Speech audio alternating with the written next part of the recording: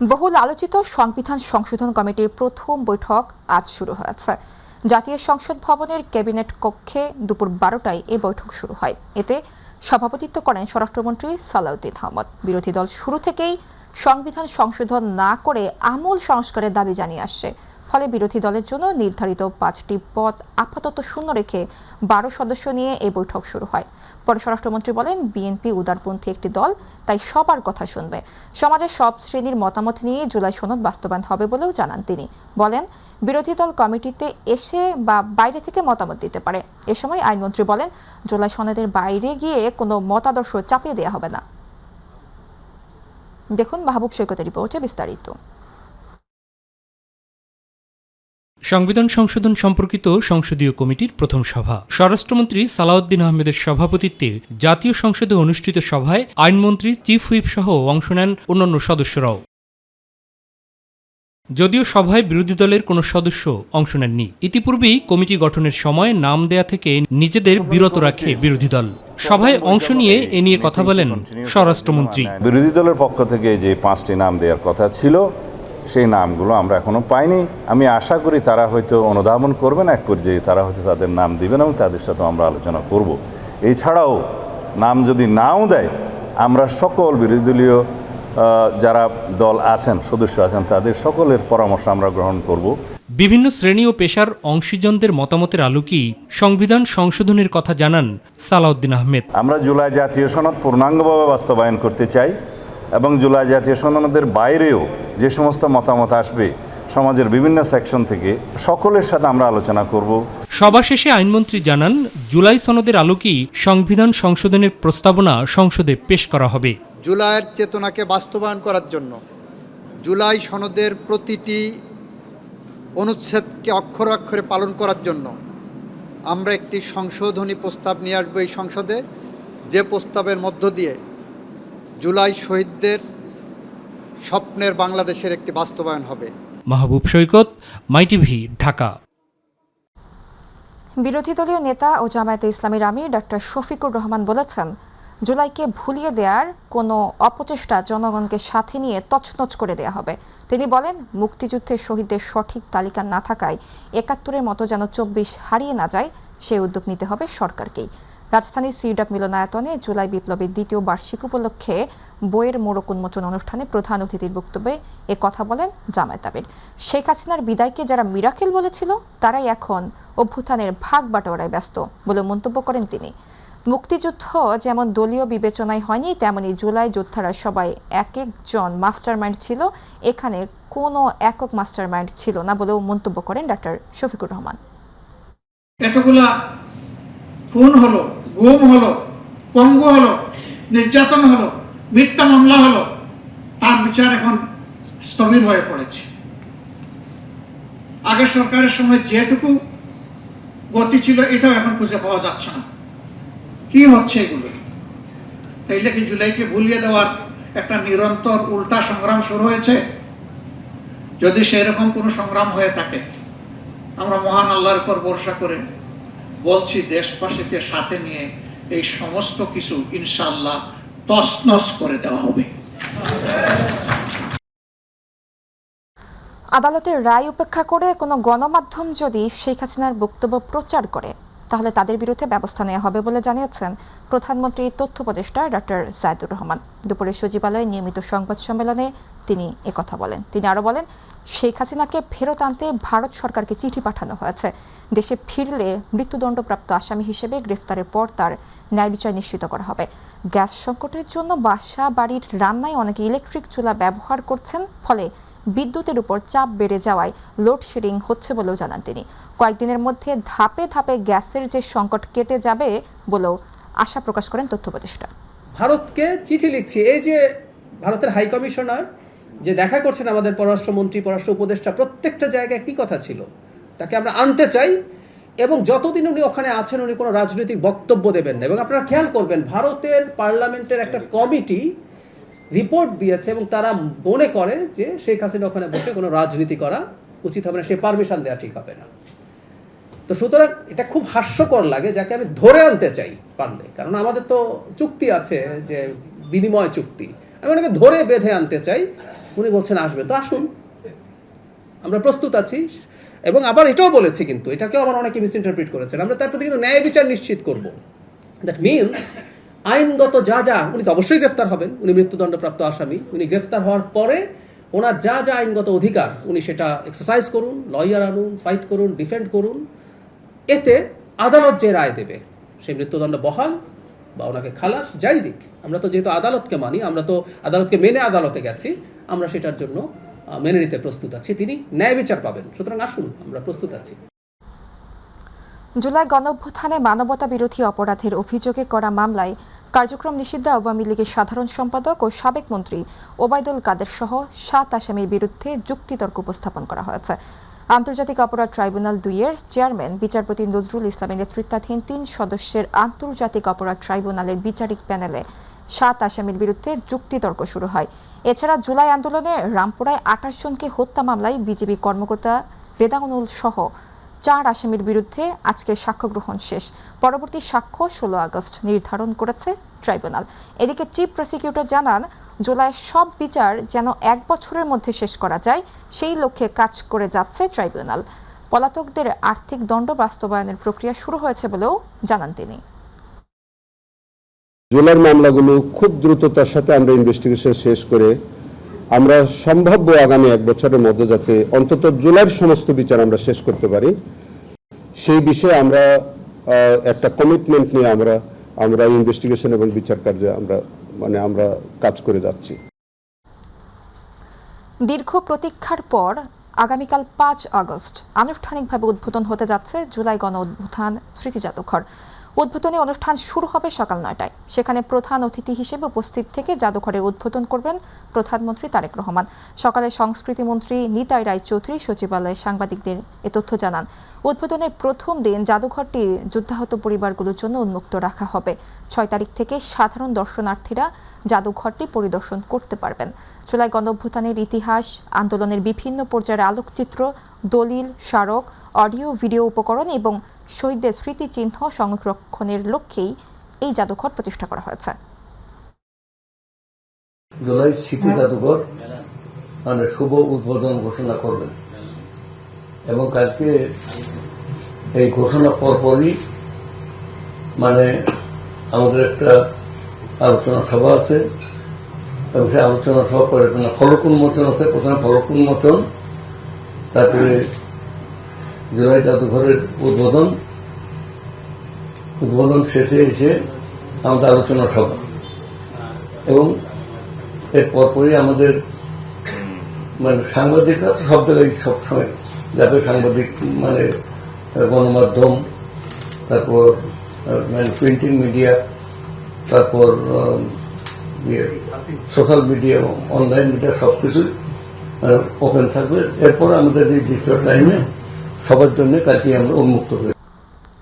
বাংলাদেশ ও দক্ষিণ কোরিয়ার মধ্যে বাণিজ্য ও বিনিয়োগ সহযোগিতা জোরদারে সমন্বিত অর্থনৈতিক অংশীদারিত্ব চুক্তি স্বাক্ষরিত হয়েছে। সকালে সচিবালয়ে এই উপলক্ষে আয়োজিত অনুষ্ঠানে বাণিজ্য মন্ত্রী জানান, চুক্তি অনুযায়ী বাংলাদেশ থেকে 97% পণ্য দক্ষিণ কোরিয়ায় শুল্কমুক্ত প্রবেশাধিকার পাবে এবং কোরিয়া থেকে বাংলাদেশে 87% পণ্যের শুল্কমুক্ত প্রবেশাধিকার দেওয়া হবে। জানান, এ চুক্তি বাংলাদেশের অর্থনীতি $1 ট্রিলিয়ন পৌঁছাতে সহায়তা করবে। এটি কেবল একটি দ্বিপাক্ষিক বাণিজ্য চুক্তি নয়, বরং দীর্ঘমেয়াদী অর্থনৈতিক জোট গঠনের একটি শক্তিশালী ভিত্তি হিসেবে কাজ করবে বলে সে সময় আশাবাদ জানান দুই দেশের বাণিজ্য মন্ত্রী। আমাদের যে কাঙ্ক্ষিত লক্ষ্য 2034-এ আমরা $1 ট্রিলিয়নের অর্থনীতির আকারে পৌঁছাতে চাই। তো সেইখানে যেতে হলে আমাদের প্রতি বছর nominal GDP growth compound annual growth rate যেটা CAGR সেটা 8% হওয়া দরকার। তো সেইরকম একটা প্রতি বাৎসরিক গ্রোথে যাওয়ার জন্য বিপুল পরিমাণ বিনিয়োগ দরকার। সেই বিনিয়োগের জন্য যে কাঙ্ক্ষিত ক্যাপিটাল পুঁজি তার পুরোটা বাংলাদেশের নাই। সেজন্য আমরা FTA এই সেপা এগ্রিমেন্টগুলির মাধ্যমে শুধু বাণিজ্য সম্প্রসারণ না, আমরা বিনিয়োগ আকর্ষণের জন্য, ক্যাপিটাল অ্যাট্রাক্ট করার জন্য সক্ষম দেশগুলির সাথে চুক্তিতে আবদ্ধ হতে চাই। 2 দিনের সফরে ঢাকায় অবস্থানরত সৌদি আরবের পররাষ্ট্র উপমন্ত্রী ওয়ালিদ এল খেরেজি বাংলাদেশের শীর্ষ সরকারি প্রতিনিধিদের সঙ্গে বৈঠক করেছেন। সকাল 10:30টায় রাজধানীর রাষ্ট্রীয় অতিথি ভবন পদ্মায় পররাষ্ট্রমন্ত্রী খলিলুর রহমান, স্বরাষ্ট্রমন্ত্রী সালাউদ্দিন আহমদ, পররাষ্ট্র প্রতিমন্ত্রী শামা উবায়েদ ইসলাম এবং প্রধানমন্ত্রী পররাষ্ট্র বিষয়ক উপদেষ্টা হুমায়ুন কবিরের সঙ্গে তার যৌথ বৈঠক শুরু হয়। সোমবার রাতে 2 দিনের সরকারি সফরে ঢাকায় পৌঁছান ওয়ালিদ এল খেরেজি। রাতেই ঢাকা ত্যাগ করার কথা রয়েছে।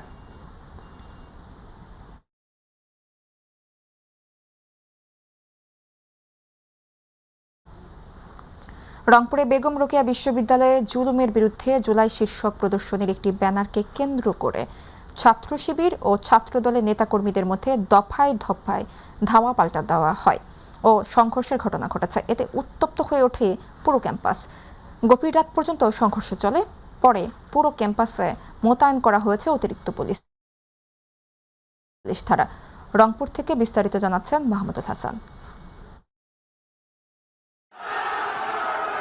রংপুর রোকেয়া বিশ্ববিদ্যালয়ের স্বাধীনতা স্মারক চত্বরে জুলুমের বিরুদ্ধে জুলাই শীর্ষক প্রদর্শনীর আয়োজন করে বিশ্ববিদ্যালয় শাখা ছাত্র শিবির। প্রদর্শনীতে থাকা একটি ব্যানারকে কেন্দ্র করে সন্ধ্যার পর ছাত্রদল ও ইসলামী ছাত্র শিবির এই দুই ছাত্র সংগঠনের নেতাকর্মীদের মধ্যে উত্তেজনা ছড়িয়ে পড়ে। গতকাল রাত 9টার দিকে বিশ্ববিদ্যালয় শাখা ছাত্রদলের নেতাকর্মীরা ওই ব্যানার অপসারণের দাবি জানায়। এ নিয়ে উভয় পক্ষের মধ্যে প্রথমে বাগবিতণ্ডা, পরে হাতাহাতি, এক পর্যায়ে দফায় দফায় ধাওয়া পাল্টা ধাওয়া শুরু হয়। তা চলে গভীর রাত পর্যন্ত। দুই ছাত্র সংগঠনের উভয় পক্ষই একে অপরের বিরুদ্ধে হামলার অভিযোগ তুলেছে। জুলাইয়ে যেটা মূলত হয়েছে হল দখল, সিট দখল, চাঁদাবাজি, টেন্ডারবাজি, বৈষম্যের বিরুদ্ধে আসলে আমাদের আন্দোলনটা ছিল। আমরা জীবন দিয়েছি। আমরা জুলাইয়ে যখন বের হইতাম আসলে প্রত্যেক সময় আমরা মৃত্যুর তওবা তাকের করে বের হতাম, মৃত্যুর প্রস্তুতি নিয়ে বের হতাম। আমরা এভাবে রংপুরে আসলে ছিলাম, এভাবে আন্দোলন করেছি। আমরা প্রশাসনকে বরাবরই আসলে শ্রদ্ধা করতে চাই। আমরা শিক্ষার্থীদের ম্যান্ডেটকে আসলে শ্রদ্ধা জানাতে চাই। শিক্ষার্থীরা যা চায় আমরা তাদের সাথে সেই ম্যান্ডেটের উপরেই থাকতে চাই। আসলে আমরা মূলত শিবিরের যা ভাই আছে তাদের কাছে আসছিলাম। মূলত আমাদের 3-4টা ছবিতে সমস্যা ছিল, আমরা ছবি কটা নামানোর জন্য আসছিলাম এবং এখানে দুই পক্ষের মধ্যে কথাবার্তাতে কেউ উস্কানি দিয়ে হয়তো এই ঝামেলাটা তাদের মধ্যেও লাগানো হয়েছে এবং আমাদের মধ্যেও। আমরা ইচ্ছাকৃত আমরা যদি মারামারি করবো, কখনো যে মারামারি করবে, তাহলে তো আমাদের অন্যরকম অ্যাপ্রোচ থাকতো। আমরা কিন্তু সুন্দরভাবে সালাম দিয়ে সুন্দরভাবে কথা বলছি। পরিস্থিতি নিয়ন্ত্রণে বিশ্ববিদ্যালয়ের উপাচার্য, প্রক্টর ও ছাত্র উপদেষ্টারা ঘটনাস্থলে উপস্থিত হন। পরে দুই ছাত্র সংগঠনের নেতাদের নিয়ে সমঝোতা বৈঠক অনুষ্ঠিত হলেও তাৎক্ষণিকভাবে কোনো সমাধান হয়নি। পরে গভীর রাতে উত্তপ্ত পরিবেশ শান্ত হয়। অপ্রীতিকর পরিস্থিতি এড়াতে ক্যাম্পাসে অতিরিক্ত পুলিশ মোতায়েন করা হয়। বিশ্ববিদ্যালয় প্রশাসন জানিয়েছে, ঘটনার ভিডিও ফুটেজ পর্যালোচনা করে সহিংসতায় জড়িতদের শনাক্ত করা সহ একই সঙ্গে ক্যাম্পাসে শান্তিপূর্ণ পরিবেশ ফিরিয়ে আনতে উভয় পক্ষের সঙ্গে আলোচনা অব্যাহত রয়েছে। ধাওয়া পাল্টা দেওয়ার যে ঘটনা ঘটছে তার পরিপ্রেক্ষিতে আমরা প্রশাসন এসে আমরা দুই দলের প্রেসিডেন্ট, সেক্রেটারি সহ আমরা আমাদের অফিসে বসে আমরা আলোচনার মাধ্যমে সমাধান করেছি। তারা এখনো 36 জুলাই আসে নাই। ডে আফটার টুমোরো আমাদের প্রোগ্রাম হবে। সেই হিসেবে তারা অঙ্গীকারবদ্ধ হয়েছে যদি ভবিষ্যতে এই ধরনের কোনো ঘটনা ঘটে তাহলে তারা সাংগঠনিকভাবে ব্যবস্থা নেবে, তার জন্য আমরা প্রশাসনিকভাবে ব্যবস্থা নেব। শহীদ আবু সাঈদের যে ক্যাম্পাস তা থাকার কথা ছিল জ্ঞান চর্চার, সেখানে আবারও ফিরেছে ধাওয়া পাল্টা ধাওয়া। যে প্রাঙ্গণ একদিন রাজনীতির সহিংসতা থেকে মুক্ত, নিরাপদ ও ভয়হীন শিক্ষাঙ্গনের স্বপ্ন দেখেছিল, সেই ক্যাম্পাসেই আবারও সংঘর্ষ, আতঙ্ক আর রক্তাক্ত শিক্ষার্থীর ছবি। আমরা বিশ্বাস করি তাদের সাথে এবং আমাদের সার্বিক সহযোগিতার মাধ্যমে আসলে এই প্রবলেমটা আমরা সলভ করতে পেরেছি। আর এই নিরাপত্তার ক্ষেত্রে আমরা বিশ্বাস করি যে পুলিশ সেই অস্ত্র নিয়ে ছাত্রদের উপর ঝাঁপিয়ে পড়বে, সেই চিরচেনা এই দৃশ্যপট থেকে আমরা আসলে বেরিয়ে আসতে চাই। আমরা চাই জুলাই স্পিরিট বেঁচে থাকুক আমাদের জাতির জন্য। মাহমুদুল হাসান, মাই টিভি, রংপুর। দর্শক, এই মুহূর্তে বেগম রোকেয়া বিশ্ববিদ্যালয়ের সামনে আছেন সহকর্মী মাহমুদুল হাসান, যুক্ত হচ্ছে তার সাথে। মাহমুদুল, গত রাতের সংঘর্ষের পর আজ বিশ্ববিদ্যালয় এলাকায় কেমন পরিস্থিতি দেখছেন জানাবেন আমাদের।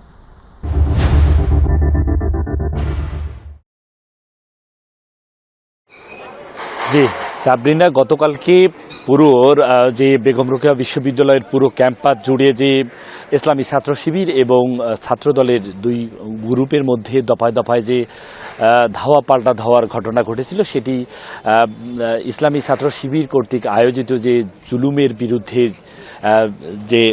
বিরুদ্ধে জুলাই শীর্ষক একটি প্রদর্শনী ছিল। সেই প্রদর্শনীতে জুডিশিয়াল কিলিং, সেখানে ব্যানারে, সেখানে সেই সময়ের বাংলাদেশ আওয়ামী লীগ যে সময় ক্ষমতাসীন ছিল সেই সময়ে যারা যুদ্ধাপরাধী ছিল তাদেরকে সেই ব্যানারে প্রদর্শনীতে যুক্ত রাখায় কিন্তু সেখানে ছাত্রদলের যারা নেতাকর্মী তারা প্রথমত বাধা দেয় যে সেটি সরিয়ে ফেলার জন্য।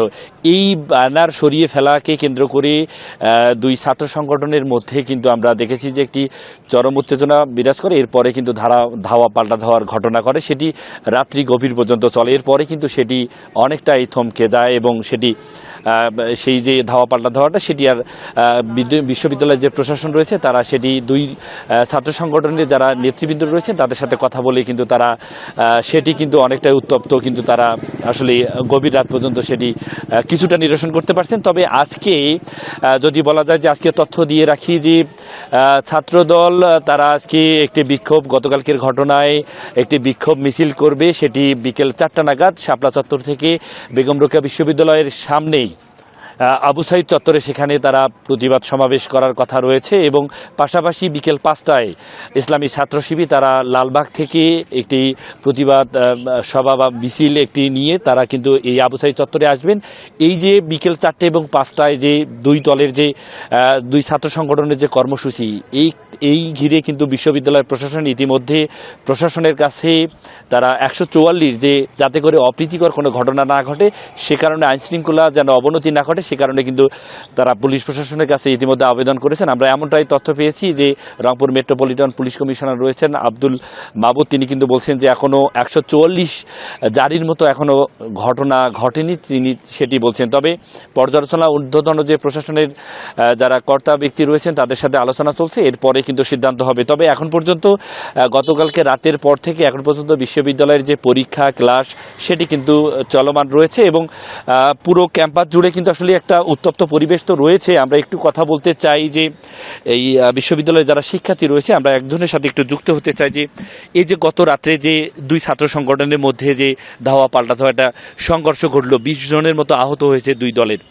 আসলে একজন শিক্ষার্থী হিসেবে এই যে ছাত্র রাজনীতি সেটি আসলে সংঘর্ষে জড়ানোর মতো ঘটনা ঘটলো, এটি একজন শিক্ষার্থী হিসেবে কি বলবেন গতকালের ঘটনা? প্রথমত বিশ্ববিদ্যালয় একটা ভ্যাস্ট একটা জায়গা, এখানে অনেক ধরনের কার্যক্রম পরিচালিত হবে। তো আমাদের এখানে বলা হয়েছিল যে বিশ্ববিদ্যালয়ে যেটা আমাদের পলিটিক্স যেটা আছে, স্টুডেন্ট পলিটিক্স নিষিদ্ধ করা আছে এটা। তো তারপরেও বিভিন্ন দেখা যাচ্ছে যে ছাত্রলীগ বলেন এখানে, ছাত্র দল বা আমাদের যে শিবিরের বিষয়গুলো প্রোগ্রাম তারা করতেছে। তো প্রোগ্রাম যদি করতেই পারে তো এখান থেকে একটা স্পষ্ট একটা দেওয়া উচিত একটা কর্তৃপক্ষ থেকে যে আমাদের এই বিশ্ববিদ্যালয়ে এটা থাকবে কিনা এই পলিটিক্সটা, স্টুডেন্ট পলিটিক্সটা। যদি থেকেও থাকে নীতিমালাগুলো কী হবে? এই যে গত রাত্রে যে সংঘর্ষটা ঘটলো, একটা একটা বিশৃঙ্খলা একটা পরিবেশ তৈরি হলো, তো একজন সাধারণ শিক্ষার্থী হিসেবে আমাদের কাম্য না এগুলো আমাদের। যদি এখানে থাকে পলিটিক্স স্পষ্ট করতে হবে প্রশাসনকে যে কী কী ধরনের তারা কার্যক্রম করতে পারবে এবং এর মাঝে যে আমাদের মাঝখানে যারা স্টুডেন্ট যারা আছে সাধারণ শিক্ষার্থী তারা যে ভোগান্তিতে পড়তেছে এর দায় কে নেবে? শিক্ষার্থী। আমি গতকালকে দেখলাম যে একটা ভাই মনে হয় যাচ্ছিলাম হলে, কোনো দলের সাথে সম্পৃক্ত না, তো ওনাকে মারধর করা হয়েছে। তো উনি এত সাধারণ শিক্ষার্থী, এখানে ছাত্র দল হোক বা শিবির হোক তাদের যে বিষয়টা, কিন্তু এখানে সাধারণ শিক্ষার্থী ভোগান্তি পাচ্ছে, এই দায়টা কে নেবে? তারা কেন পাচ্ছে এটা? এই বিষয়টা আমার কাছে মনে হয় এখানে আমাদের প্রশাসনের যে বিষয়টা তাদের গাফিলতি অবশ্যই আছে, এটা তাদেরকে স্পষ্ট করতে হবে যে এখানে এই যে বিষয়টা যেটা চলবে কি চলবে না এটা, আর যে চলেও সেটা কোন নীতিতে চলবে এটা। তো মাঝখানে যে ভোগান্তি যেগুলো হচ্ছে, অশৃঙ্খল একটা পরিবেশ তৈরি হচ্ছে, আজকে মনে সম্ভবত 140 যারা জারি হওয়ার কথা একটা বিষয়গুলো আছে, অনেকে হয়তো অনেক এই কারণে অনেক ক্লাস পিছিয়ে যাচ্ছে, পরীক্ষা পিছিয়ে যাচ্ছে। জি ধন্যবাদ। আসলে যেমনটা সাবরিনা শুনছিলেন যে শিক্ষার্থীদের যে প্রত্যাশা যে শহীদ আবু সাইদ, যে জুলাই বিপ্লবের যে প্রথম যে শহীদ আবু সাইদের সেই বিশ্ববিদ্যালয়ের ক্যাম্পাসে যারা শিক্ষার্থী রয়েছিলেন তারা যেটি বলছিলেন যে এই বিশ্ববিদ্যালয়ে লেজুর ভিত্তিক রাজনীতি বন্ধ থাকবে, সেটি কিন্তু বলা হলেও এখনও যে ছাত্র রাজনীতি যেভাবে চলছে এবং কিভাবে এটি পরিচালিত হবে সেটি কিন্তু শিক্ষার্থীরা বলছে যে এভাবে যদি আসলে সংঘাত ক্যাম্পাসে সংঘাতময় একটি ক্যাম্পাস হয় তাহলে কিন্তু কিন্তু সাধারণ শিক্ষার্থীরা তাদের যে পড়ালেখা, তাদের যে পড়ালেখার ক্যাম্পাস বা একটা সুন্দর পরিবেশ পাবে সেটি কিন্তু তারা আসলে বিঘ্নিত হচ্ছে এবং আতঙ্কিত রয়েছে। তবে সব মিলে সাবরিনা বলা যায় যে এখন পর্যন্ত ক্যাম্পাসে আসলে যে গতকালকে রাত্রের যে আসলে ধাওয়া পাল্টা দেওয়ার ঘটনার পর থেকে এখন পর্যন্ত বিশ্ববিদ্যালয় ক্যাম্পাস অনেকটাই শান্ত রয়েছে এবং বিকেলবেলা যেহেতু দুই ছাত্র সংগঠনের যে কর্মসূচি রয়েছে সেটি আসলে দেখবার বিষয় যে সেটি আসলে প্রশাসন সেটি আসলে তাদের কর্মসূচিতে বাধা দেয় কিনা এবং তারা তাদের কর্মসূচি পালন করে কিনা সেটা আসলে আমরা পরবর্তীতে জানাতে পারবো। সাবরিনা, এই ছিল আমার কাছে বেগম রোকেয়া বিশ্ববিদ্যালয় থেকে গতকাল রাতের যে দুই ছাত্র সংগঠনের সংঘর্ষ নিয়ে সর্বশেষ পরিস্থিতি। মাহমুদুল্লাহ, আপনাকে ধন্যবাদ। চট্টগ্রামে এখনও কাটেনি তীব্র গ্যাস সংকট। নগরীর বিভিন্ন সিএনজি ফিলিং স্টেশনে গ্যাসের জন্য দীর্ঘ লাইনে ঘন্টার পর ঘন্টা অপেক্ষা করছেন সিএনজি চালিত অটোরিকশা, মাইক্রোবাস ও ব্যক্তিগত গাড়ির চালকরা। এর প্রভাব পড়েছে নগরীর গণপরিবহন ব্যবস্থাতেও। অন্যদিকে আবাসিক এলাকাগুলোতে দিনের বেশিরভাগ সময় গ্যাস না থাকায় রান্নাবান্না নিয়ে চরম ভোগান্তিতে পড়েছেন বাসিন্দারা। মহেশখালীর ভাসমান এলএনজি টার্মিনালে কারিগরি সমস্যার কারণে জাতীয় গ্রিডে গ্যাস সরবরাহ কমে যাওয়ায় এ সংকট তৈরি হয়েছে। পরিস্থিতি স্বাভাবিক করতে প্রয়োজনীয় কাজ চলমান রয়েছে বলে জানিয়েছে কর্তৃপক্ষ। তবে সংকট কবে পুরোপুরি কাটবে সে বিষয়ে নির্দিষ্ট কোনো সময় জানানো হয়নি।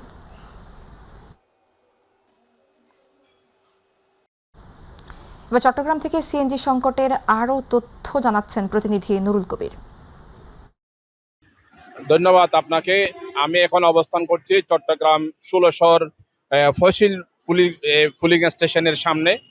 আমি আপনার মাধ্যমে মাই টিভির দর্শকদের একটু দেখানোর চেষ্টা করি যে দেখতেই পাচ্ছেন গাড়ির যে দীর্ঘ সারি গ্যাসের জন্য অপেক্ষা করতেছেন।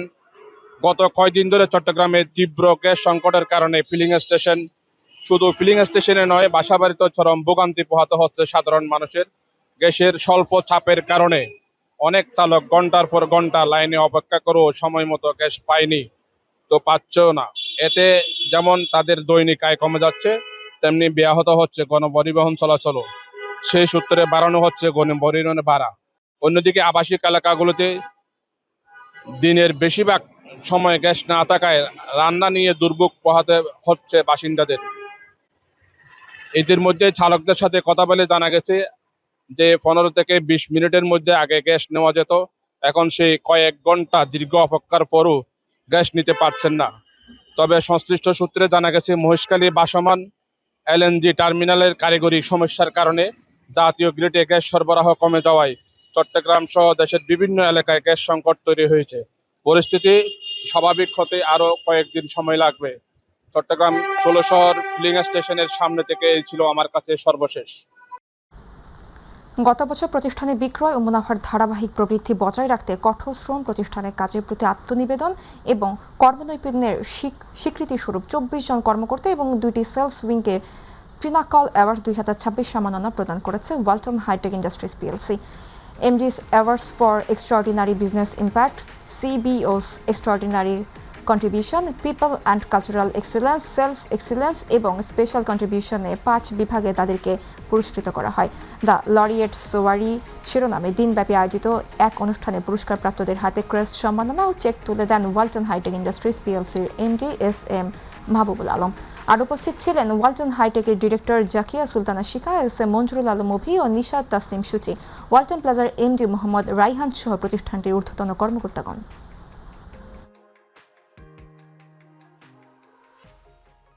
ইন্ডাকশন কুকারের